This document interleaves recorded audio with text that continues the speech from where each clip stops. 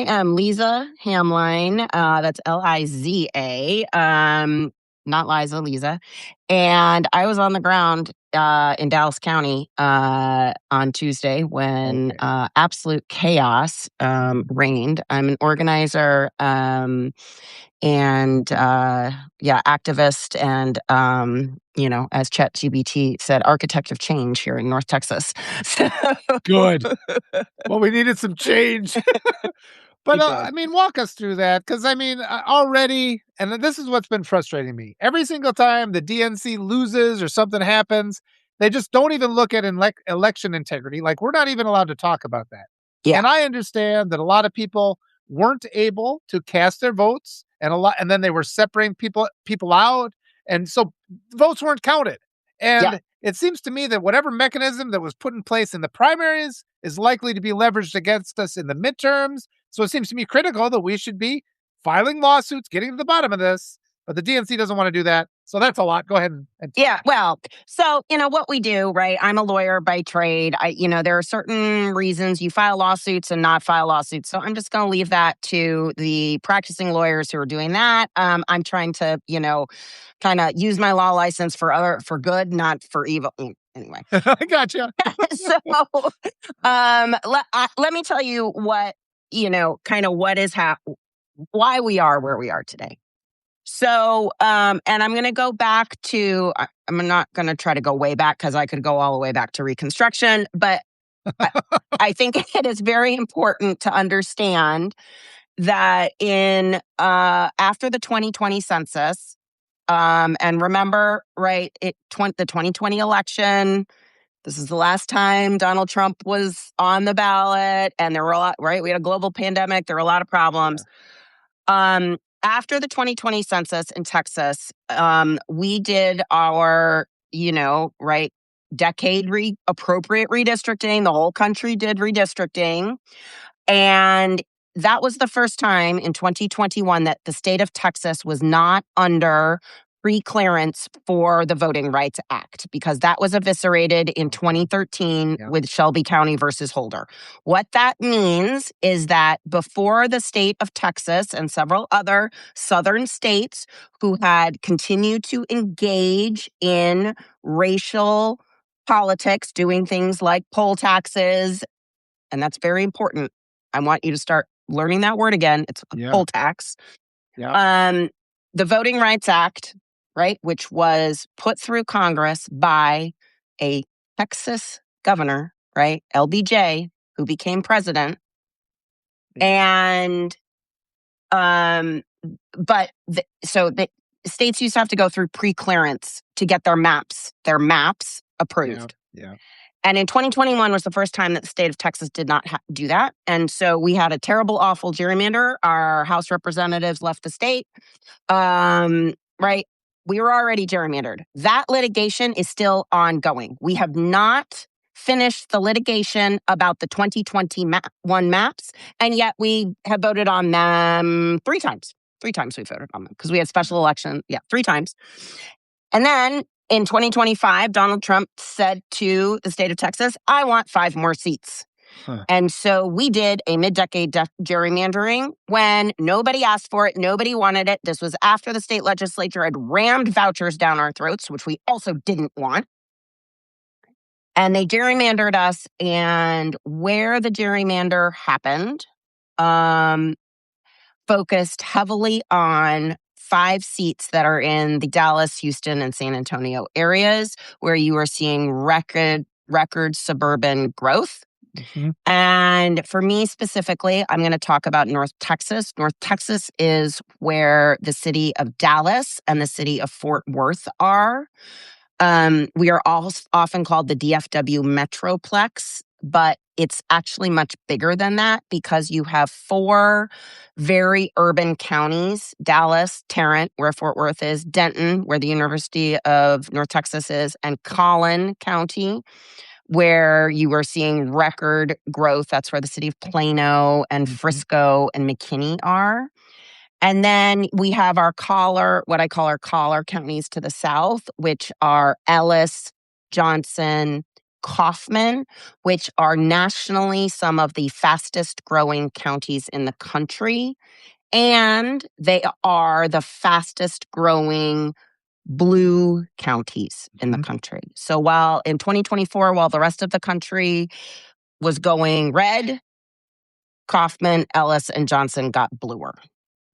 So this is the part of the world, and this is where we were drastically affected by gerrymandering in this 2025, mid-decade gerrymander. So that happened in, let's see, right? And it goes up to the courts, it's overturned, then it's turned 4 days before our filing deadline on December 8th. So on December 4th, our commissioner's court, that is the elected body, that's like our county legislature. It's not actually a court.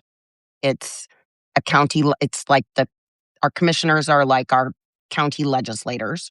They're like city council, but on a county level, and they're partisan. So they're Democrats or Republicans, whereas our city council is nonpartisan. They approved the new commissioner's map, like our county map with our precincts. And why that's important is because this mid-decade gerrymandering, the map was drawn by Donald Trump's consultant. He drew the 2021 maps. He drew the Tarrant County, that's next to us where Fort Worth is. They did a mid-decade commissioner redraw map. That's very important because that got approved. And so, right, the legislature knew it's all testing grounds. We're this little incubator here in North Texas. This consultant, Donald Trump's consultant, knows how to draw maps. He does. Yeah. He testified in court, that he knew how to draw maps. Yet he deliberately put the new congressional lines cut through existing precinct lines. Precincts are the whole county is divided up into little neighborhoods, right? Little neighborhoods. That is called your precinct. But they are governed by federal, state, and local law that it has to be equal, right? My neighbor here and my neighbor across the street, we all have to be voting on the same races in our little precinct. So if you cut the congressional district line through the precinct so that now I'm in congressional district 33 and my neighbor across the street is now in congressional district 24, right? That violates the law. And so our commissioner's court had to redraw all, 800, 700 precincts. I mean, right, we're a huge county. Huge. And so all the precincts were redrawn on December 4th. And the area where I am in the western part of the county that borders the eastern part of Tarrant County is where all of these gerrymandered congressional districts that were targeted. So one of the targeted congressional districts was CD 33, which is currently held by Mark Vesey. He will not have a job after November. Yeah. Okay. And I mean, thank you. I mean, you're wonderful. I appreciate all this information you're giving. And I mean, the whole reason people have not been paying attention to this, the Voting Rights Act has been completely gutted. That's why there's the John Lewis Voting Rights Restoration Act. And again, the Democrats aren't using. This should be a predominant thing we're talking about. They seem lackadaisical to me about pushing through this thing to protect our voting rights. And it's like, this is what's so irritating. It's evidence after evidence after evidence of voting interference, voting disenfranchisement. I interviewed Greg Palast. I don't know if you know who Greg Palast is. Talk to him about this. These are all the tactics they use. Yep. And immediately after tactics. And immediately after these elections, we get the dude saying, well, we have to get behind the guy. Everything's fine. We have to do this. And it's like, and people like me are just like, can we just do something about this voter manipulation, this disenfranchisement? Can we at least, number one, just acknowledge that it's happening, that they're doing it, and then do something, use an effort to do something. And instead they pressure. I feel like I get pressured and targeted for silence, for just saying, gee, maybe we should stand up and count votes, rather than them just recognizing it's their job, to ensure that these elections are fair. Exactly. No, and I will make sure those votes will get counted one way or the other. We're going to talk about this. Good. Now, again, lawsuits cost money. And when you are the DNC or the Dallas Democratic Party or the Tarrant, we have been the minority party in Texas for 30 years. We don't, right? And unfortunately, nobody wants to give money to a party that's not doing anything, but that's changing in Texas, right? That is changing in Texas. The Texas Democratic Party is fighting back. And you saw that last summer. You saw that when our Texas House members all led the state and were unified together. And guess what? Chuck Schumer wasn't doing anything. Last spring. But when Texas Democrats fled the state because of our mid-decade redistricting that was being forced upon us, we woke up the nation that said, Texas Democrats fight. Yes. Get on board, National Democrats. And you're starting to see that change, right? Good. Right? You're starting to see, but that requires Texas Democrats to be elected. And that's why they did the mid-decade gerrymander, so that Jasmine Crockett was gerrymandered out of her seat. Julie Johnson was gerrymandered out of her seat. Mark Vesey was gerrymandered out of her seat. Al Green was gerrymandered out of his seat. Lloyd Doggett was gerrymandered out of his seat. Our fighting Texas Democrats were gerrymandered out of their seats. And it forced Al Green and Christian Menefee to be in a primary together. It forced Julie Johnson and Colin Allred now to be in a primary together. Which reduces the number of Democrats that we will have, showing National Democrats how to fight. That was by design. Yeah. Let me just say, I'm going to applaud you. I love you, for one thing. Thank you for your passion and your energy. And it's making me feel a little bit more relief, because I'm just sitting here thinking, why am I the only one screaming? I love this. I am so happy that you're here making these statements. I want to ask, though, how is it looking like? Because how much gerrymandering can they do? I've been talking with Arturo Dominguez. I'm going to have you meet him, because he's a reporter also in Texas. And it's like, no, he's great, right? Oh, good. Have you talked to him? Yeah. He knows who I am. Oh, okay. I haven't talked to him, but he knows who I am. Oh, yeah. Well, I'll get you on a call with him sometime. We'll talk together. Let's do it. And he's often said, he's like, look, we've got this Latino vote is not going to go for the Republicans. I don't know, who are all the people running in all these new districts? Do you have a good set of candidates coming through? No. So what I will say is part of the reason that you saw historic, we are talking across the state, historic turnout. And that's why what happened in Dallas created so much chaos, because you had November voters. So people talk about swing voters or people, I don't know. What I call people are November or presidential voters. Those are your more infrequent voters, right? They're not voting in midterms. They're not voting in local elections. And they certainly aren't voting in a midterm primary election, right?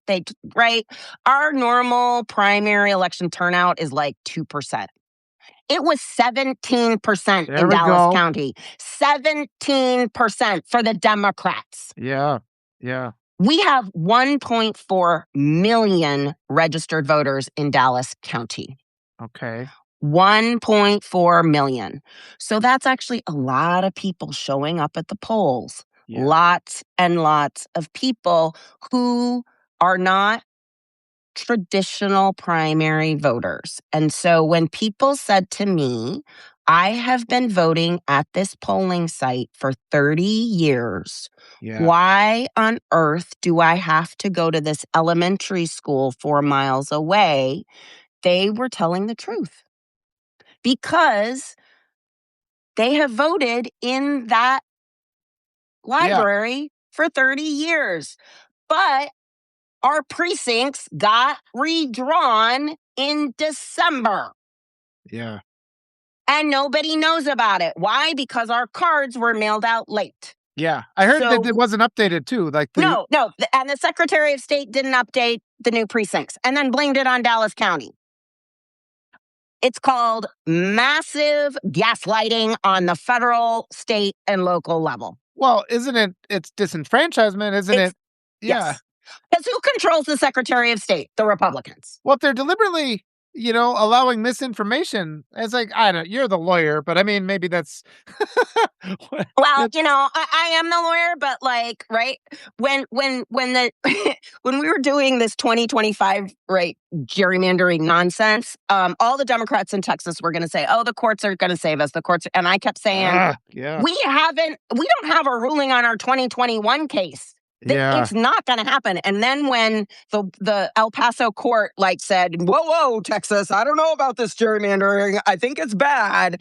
And you have a Trump appointed judge saying, yeah, no way. I was like, just wait, just wait, just wait. And sure enough, Yep. on December 4th, Samuel Alito said, not so fast. I like these new maps. I think it's great. Yeah. Yeah.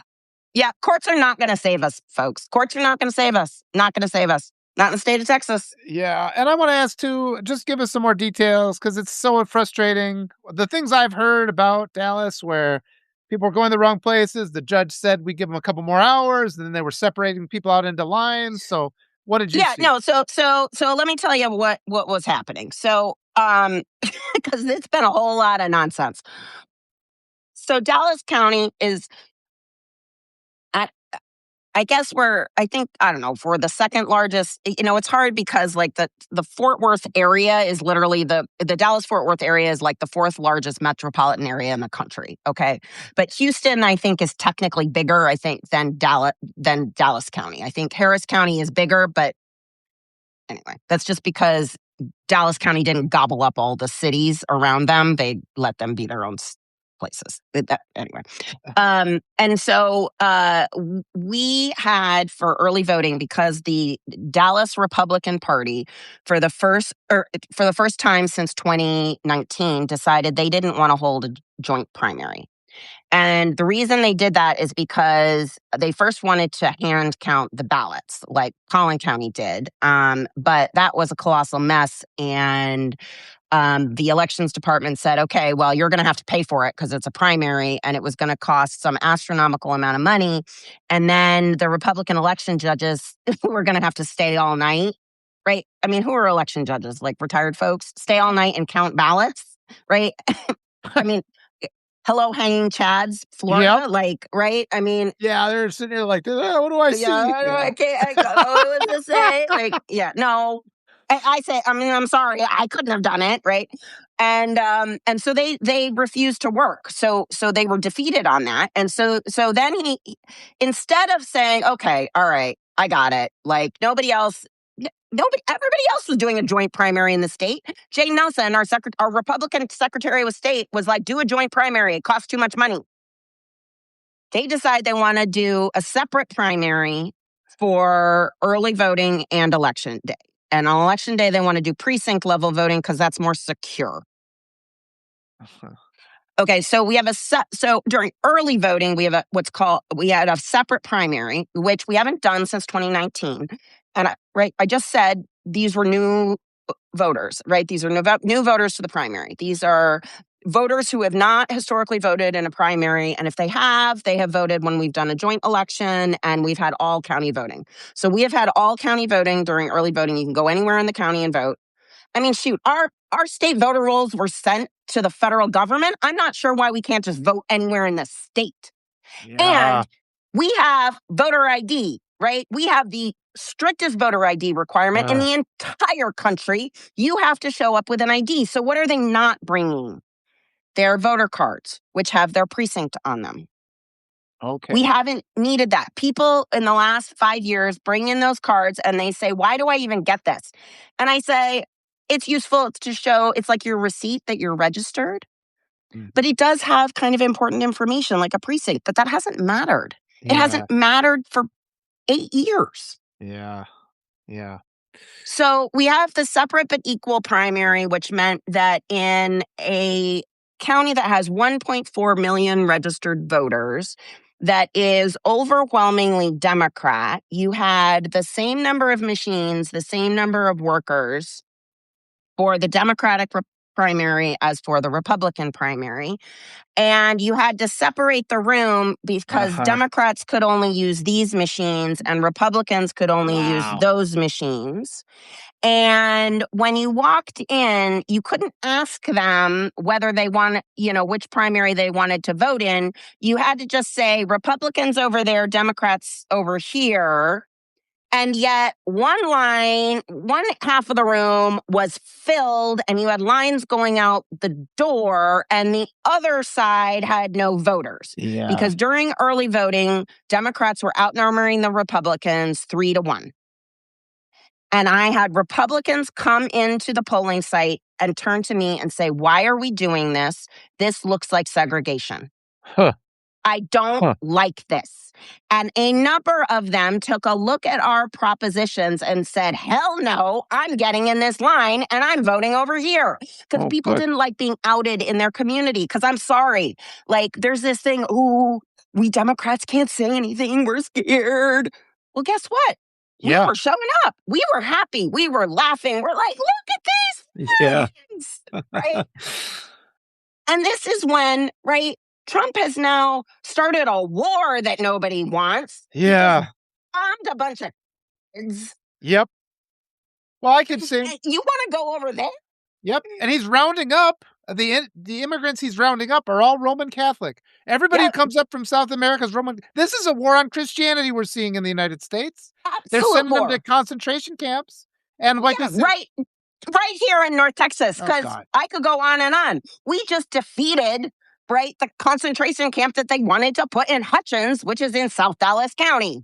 That was 2-3 weeks ago. I mean, y'all, when I talk about I got no more F's to give, it has been like drinking from a fire hose. Yeah. And just the abuses, the number of abuses that are going on. People are still with their heads in their sand. But I'm most mad, I think, about instantly after the election, this tidal wave of pressure for us to just be like, well, we got to get behind the candidates. And I keep saying, look, unless you drop James Carville for one thing, I'm not going to do that. But also, we have to talk about making sure everybody's vote is counted. Are there boxes of ballots that just got thrown away by the judges? No. Okay. No. So this is what happened on the ground. So we had the early vote, right? Historic turnout. 70, we on last Friday, the Democratic vote didn't come in. I mean, it was super, super late. We did. And so all of the early vote got released at 7:00 on Tuesday. It all got released and we saw banana numbers. I mean, just banana numbers. Because my site, for example, had almost 1,000 voters on that Friday alone. Wow. Which was, just record numbers. So we knew Tuesday was going to be bad because people started hearing about it, right? And when it's generating buzz, people start going, ooh, I want to vote. I want to vote. I want to vote. And everybody's mad because of what's happening federally. And they're like, I want to vote. I want to vote. And so what happened on Tuesday was we ended up with this precinct level voting. And at my precinct, which was one of the largest in the northern part of the county, northwest part of the county, this part that I just said got really heavily gerrymandered, where the precincts were all different. I had one Democratic precinct could vote at my polling site, one. The Republican on the other side of the room had 3. The same one as mine, plus 2 more. Okay, special rules for them. Yeah. Yep, special rules for them, right? So I started turning away we were probably turning away about 75% of the Democrats. Okay, because they were in the wrong precinct. Except for that the technology was saying that they had to come to my site because the Republicans had 3 precincts. So, right? And the election's off. They can say, oh, our tech was great. It doesn't matter. Who do you have in the field? Right? We had so many. First of all, we would have been normally doing joint stuff. We wouldn't have had this many workers. You had a whole bunch of unseasoned workers. You have Republican judges who have never been the actual judge during Election Day because normally the who's in control of the county controls who are the election judges. And so in Dallas County, that's Democrats. So the Democrats, like me, are the seasoned judges, and my Republican counterpart really is like a senior clerk. And we've worked together that way for years. A great relationship. I was really blessed that I had amazing Republicans on the other side who didn't like what was going on and were supporting, right, ensuring all of our voters got to go to the right place. I'm glad to hear that. I'm really glad to hear that. No, we have actually, because guess what? We just talked to our neighbors. We actually really like each other. Yeah. I mean, raping kids isn't a popular policy position, you know? No, we're actually aligned on all of that. Yeah, that one is a pretty important one. Yeah. No, and that's actually why Taylor Remmett won that SD9 race. Because nobody likes raping and killing kids. Nobody. Well, the government, a lot of people in the government, apparently. Yeah, if your name is Huffines. Yeah, running for comptroller. Yep, the guy who owns Zorro Ranch, running for our state comptroller in control of all the money. Yeah, you want to, yeah. You want to get behind somebody? Her name is Sarah Eckhart. Well, I'm glad to mention it. If that person wants to come and talk, I would be happy if you can put me. Yeah, I'm telling you, these races, like comptroller of Texas, why on earth is that important? Because it controls all the money. And the Republican that they just nominated is Huffines, who owns Zorro Ranch, where all the Epstein bodies are buried. Yeah. That's who they elected. And this is the kind of thing that should be our national news. And again, I mean, we got to come to Is anybody talking about the Texas comptroller race? No, you're all talking about the Senate race. I have been saying for months, right? Because first it was Colin, and then Tallarico got in, and I kept saying it doesn't. People are like, Liza, who's it going to be? And I was like, it doesn't matter. It doesn't matter, because if we don't support our down ballot candidates in Congressional District 6, Danny Minton, who has been on the ground in the city of Irving, on the ground in Grand Prairie, on the ground in Arlington since last June. Candidates like Amy Martinez Salas, who is running for State Senate District 22, which includes that same portion of Arlington that just got redistricted, that includes Ellis, right, and Parker, and goes all the way down to, another city that's like ballooning, Waco, where Baylor University is. This I-35 corridor so I-35 comes down from Oklahoma and it splits in Denton, up in Denton County. And it splits and it goes to Fort Worth and it goes to Dallas. And then it comes back down together and it meets in Hillsborough, which is in Hill County, which is right next to Ellis County and Johnson County. And then, boom, you're in the Waco suburbs, right? Because the Waco suburbs now go all the way to Hillsborough. Like, you can leave the suburbs of basically Mansfield in Ellis County. And so Mansfield is like Fort Worth suburbs. And then you're going to be in Waco suburbs within 15 minutes. It's like, there is no this is not like going, from New York City to Buffalo. It's like you just never leave. Like, you don't go through swaths of beautiful upstate New York. Yeah. Right? Well, I just want to, what you're saying is so important, and the emphasis on the down ballot races. A friend of mine, he ran for the Parks Board in Minneapolis, and he's been one of the primary guys organizing the fight against the secret police murdering people in the street in Minneapolis. And so let me just say this real quick. It's like my platform here. I started this platform to write about, writing advice. That's why. But it's like, oh gosh, I didn't find out that we were going to have the fascist takeover of the free world. And so it's like, okay, for the time being, it's called I'd rather be writing. I would rather be doing anything but what I'm doing now. I don't have time to write. Everybody's like, Liza, write about the primary.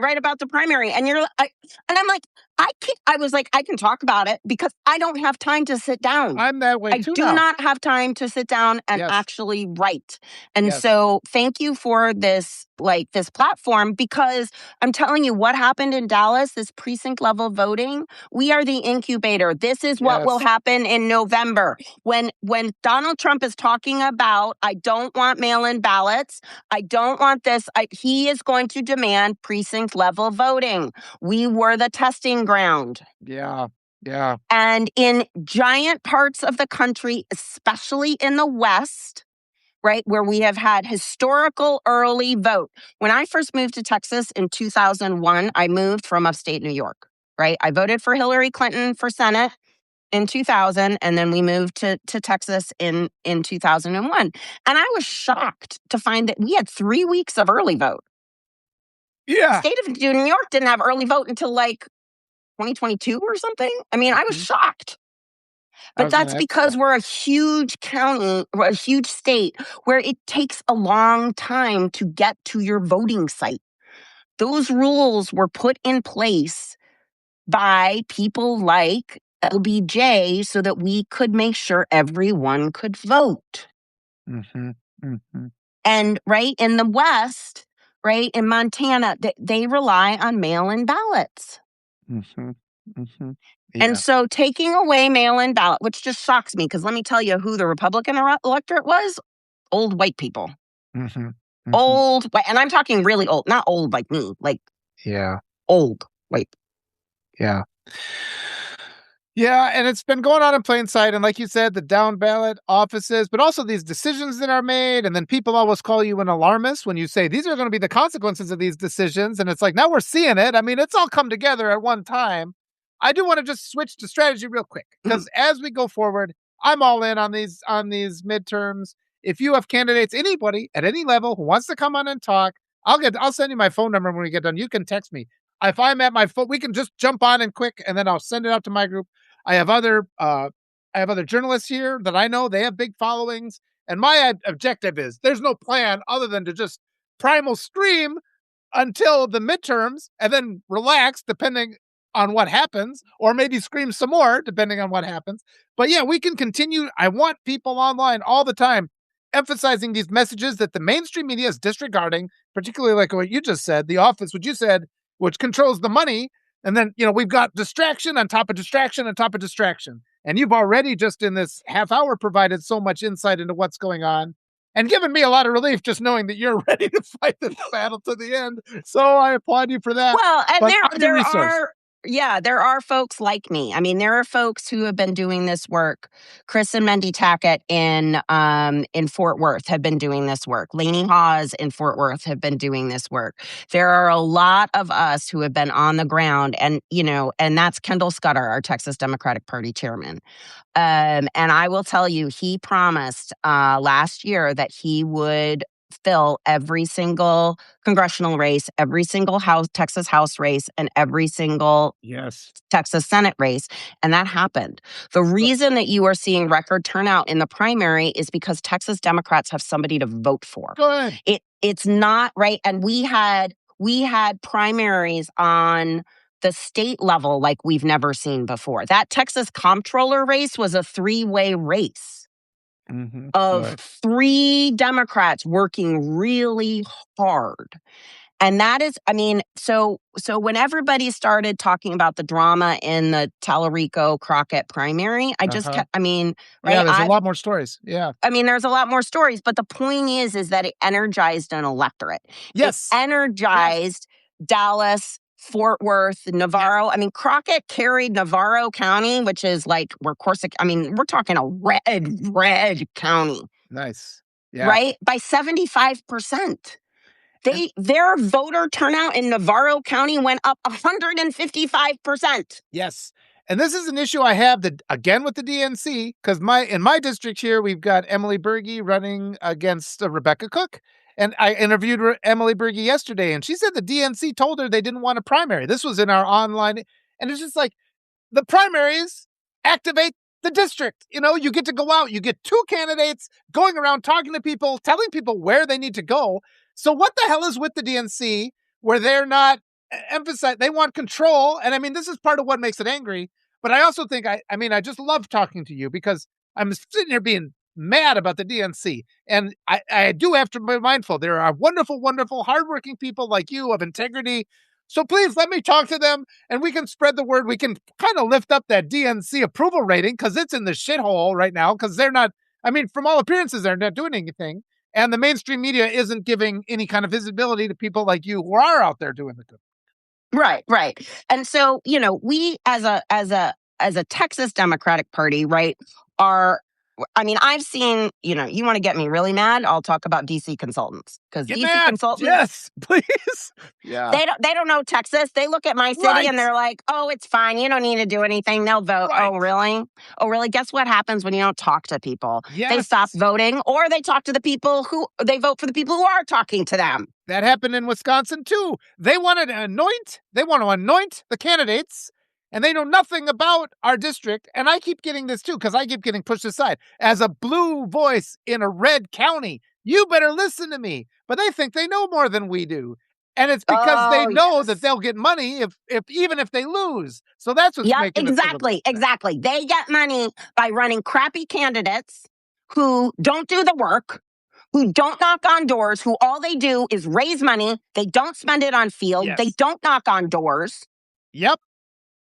right? Don't you DC my Texas. Yes. Good phrase. And we've been saying, yeah, let Wisconsin pick, not Washington. And nobody likes them. See, and that's the unifying message. No King's protests all over the place. And this is what I say. I fight West Texas billionaires. Yes. And I fight Democrats who act like them. Yes, the dinos. Yeah, and I call them blue MAGA. The blue MAGA we have to get rid of because they just lay down, and we are the ones who have to pay the consequences for their ineptitude. And we're also the ones who are doing the work, and all of our taxpayer dollars get handed out to these billionaires and subsidies and bailouts. And honestly, I keep saying it's like, look, if you want to appeal to moderate Republicans, run as a Republican. But at the same time, that message of stopping handing the handouts, billionaire welfare, moderate Republicans listen to that message too.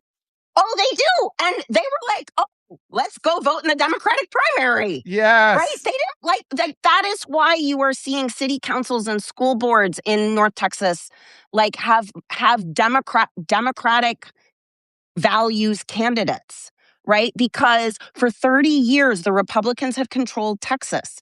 I mean, Huffines, this Epstein ranch owning Huffines, ran on financial integrity and corruption. And I'm like, dude, you control the government. Yeah. Yep. That's the other thing. It's like, the other thing the Republicans say is election fraud. And again, every accusation is a confession. And then the Democrats are like, well, if we talk about election fraud, people won't go out and vote. It's like, that hasn't been the case with the Republicans. That's all they ever talk about. Also, if they're going to sit there and say every election is rigged, let's do some recounts of 2024. I mean, they're the one who gave us that argument. Yeah, no. And so you want to talk about rigging an election? That's what just happened in Dallas County. They wanted to make sure that Democrats could not vote. And who are the Democrats in the western part of the county who were most impacted? Black and brown Democrats, Latino and DESI and AAPI and Muslim Democrats who could not vote because they were in the wrong place. Yeah. I'll have to have you talk with Natasha Kaye too. She worked on the Harris campaign, and she was just extremely frustrated as a Black woman, the disrespect that she encountered. And we have to clean up our own house. We cannot beat fascism unless we defeat blue MAGA first. And people have been telling me, well, we got to just defeat MAGA. No, we are incapable of defeating them unless we remove the saboteurs from within our own party.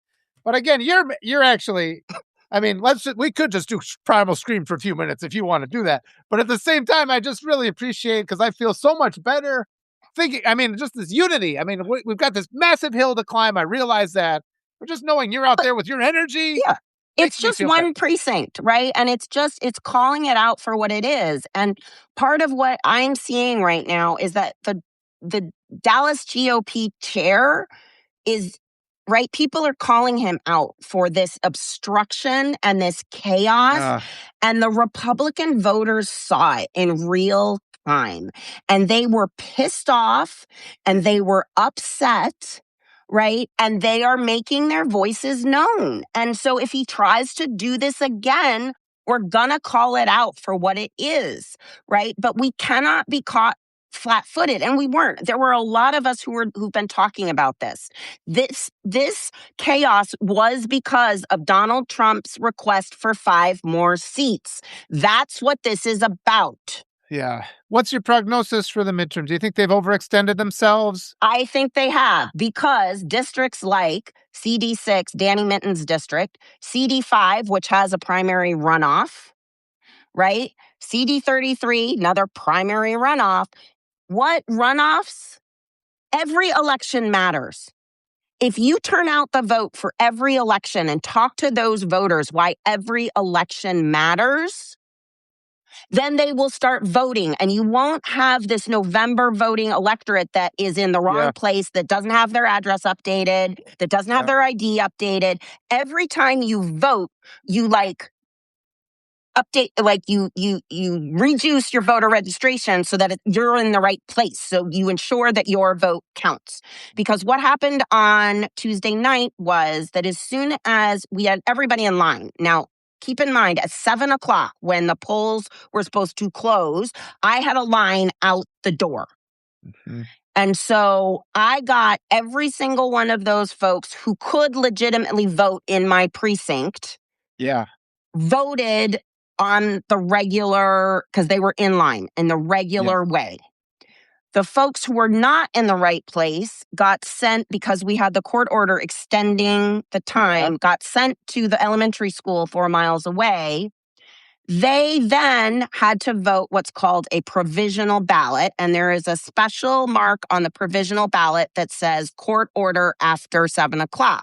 And so we were actually separating those ballots. Okay. But the problem was, and this is the real disenfranchisement, they were in line at 7:00 at my polling site.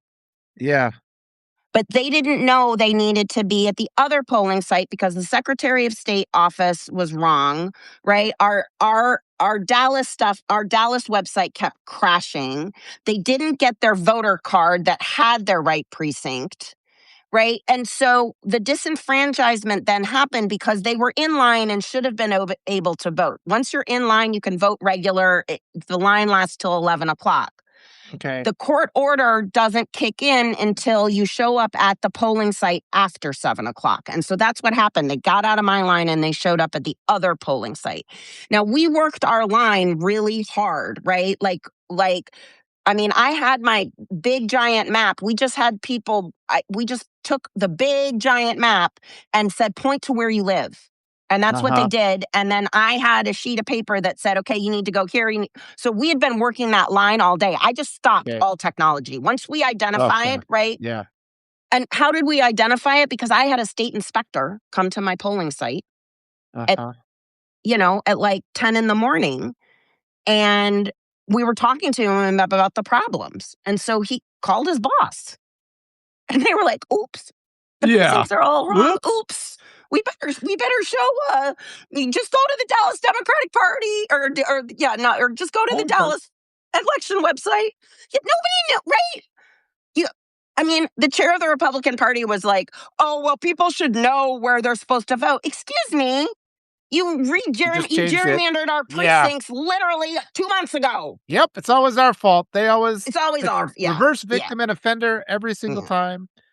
Yeah. So that's where those votes are. But I will tell you that every single Democratic election judge across the county was working very, very hard to ensure that everybody who could legitimately vote at that precinct got voted, and that the people who needed to go somewhere else were taken out of line as quickly as possible to get to the other site. And what I know just from looking at the data in the sites where I was sending people, their turnout is huge. It was bigger than mine, right? Because I was remember, the Republican had 3 precincts. So those other 3 Democratic precincts, I was sending those people somewhere else. They had record numbers. So I know the people that came to my polling site got voted because we got them out of line as fast as we could. Good. I was going to say, and we've got this oligarch-owned media, and they've bought up all the different things, and all the newspapers are gone. And so it's really critical to continue to have these conversations because the information just can't get out there. And so every little bit that we can do like this, as we get closer and as more things happen, please reach out to me and I'll put you on here and I'll share it as much as I can. And all the people watching, we have to continue to do that. Bring people onto this other form.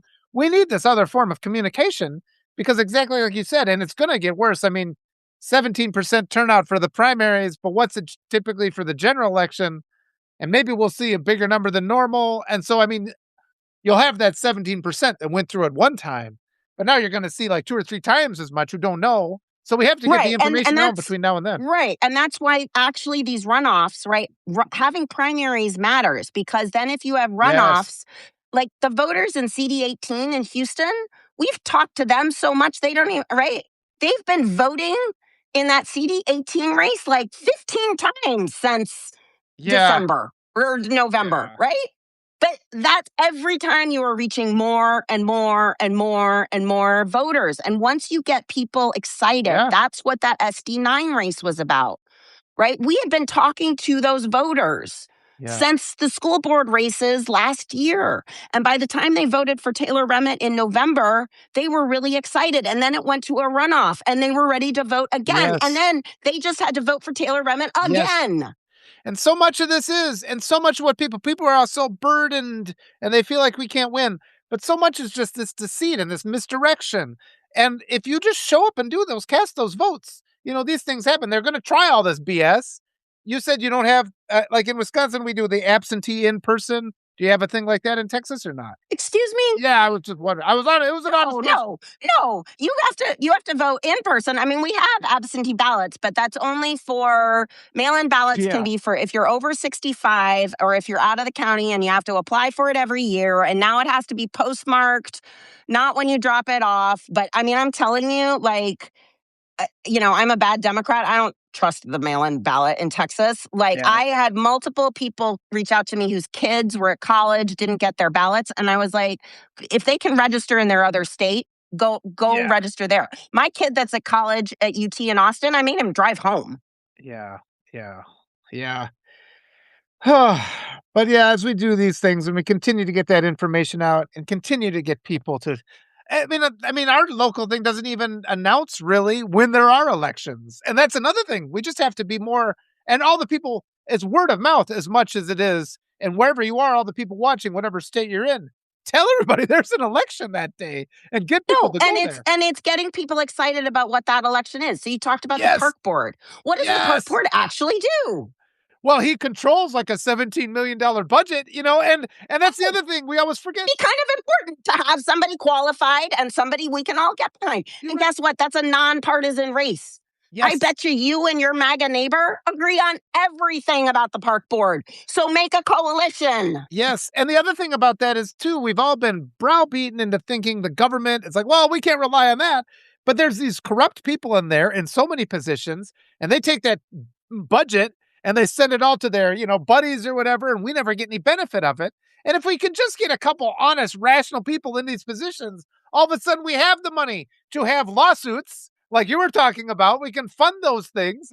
And the Democrats at some point, I mean, this morning I was scrolling through social media and it's like, what things to cut when you're broke and what things you can live without. And then it's like, please send me money. I'm your Democratic. It's like, I Yeah. don't have any money because you guys don't. It's like everything is because it's economic terrorism.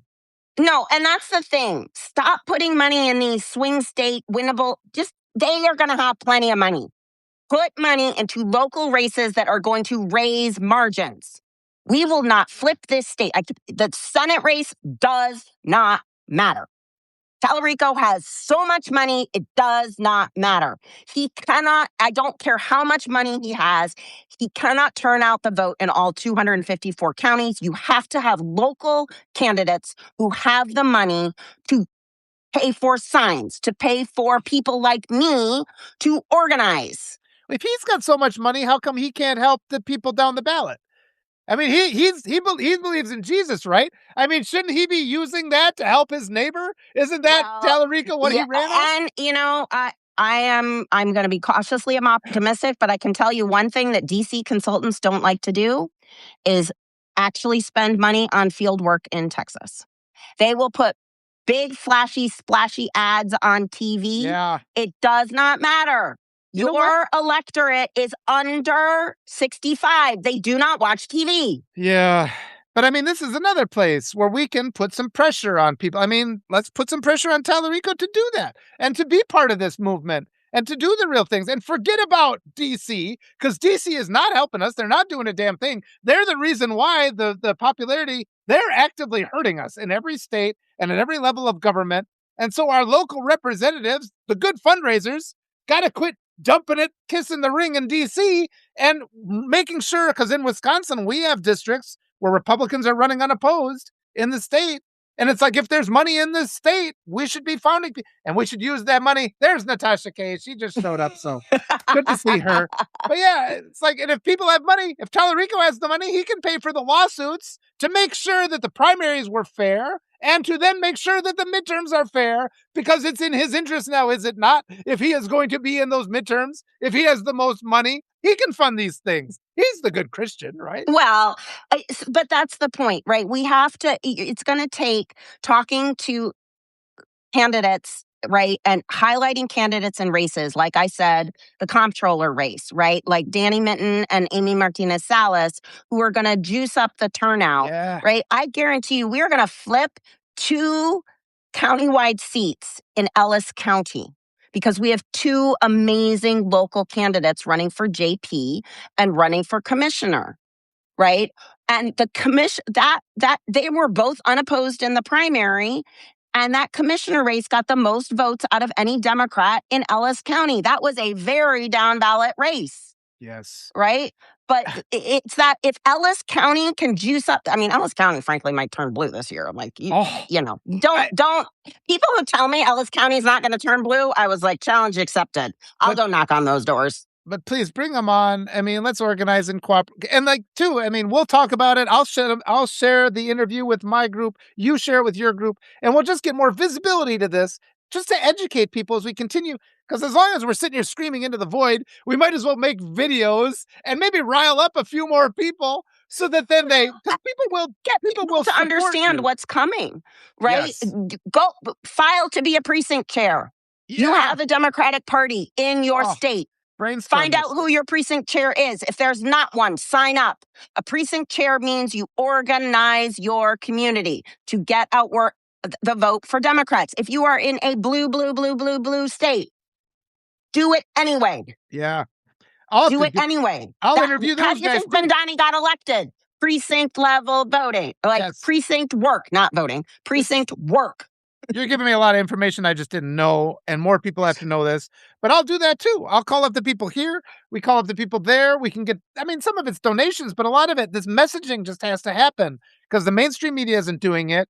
The DNC sure as hell isn't doing it. All they ever do is ask for donations, but they could be, I mean, in those texts, they could be giving us strategies, right?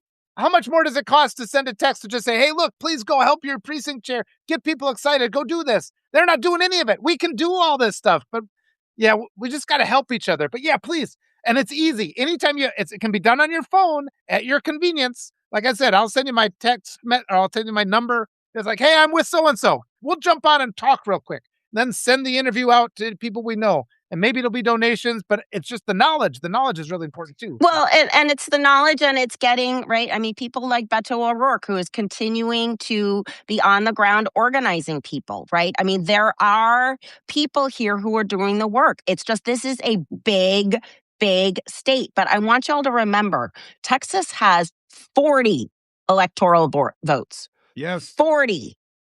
And in 2030, we're probably going to get 2 more.